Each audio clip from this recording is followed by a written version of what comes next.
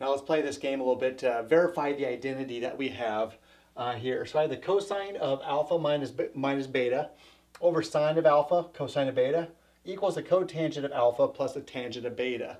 So we're going to use some of the tools we picked up in the last section, combined with this new identity that we have here, and see what we can do. So let's work on typically the side that looks more complex. In this case, it's the left side. And let's kind of work that down, possibly the sines and cosines, and go from there. Well, since I see cosine of alpha minus beta right away, some bells should be going off. Let's go ahead and just transfer that right now to see what it can do. And so we know that that breaks down to the cosine of alpha times the cosine of beta plus the sine of alpha times the sine of beta all over sine of alpha cosine of beta. One of the other steps that we kind of mentioned last section was if it's a combined fraction, maybe we can split it apart into two separate fractions. So let's go ahead and rewrite this as the cosine of alpha over the cosine of beta all over my denominator.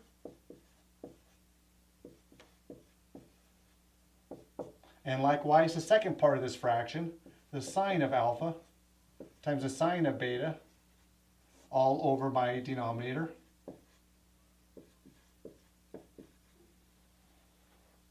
Doing so, I see some clever versions of 1 that are populating in here.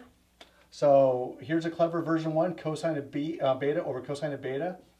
That's just a clever version of 1. Or basically we can cancel them out. And likewise, I have the sine of alpha over the sine of beta. That's also a clever version of 1. Or I can just kind of cancel those out.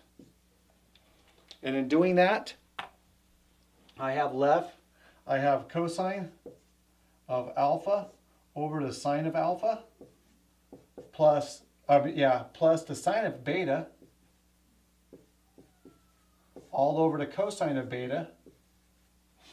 And if I remember some of my trig identities, cosine of alpha over sine of alpha equals the cotangent. It's a cotangent function of alpha. Sine over cosine, that was tangent. And in this case, my value is beta. And so I get what is already here on the right side, so I was able to go ahead and verify this identity.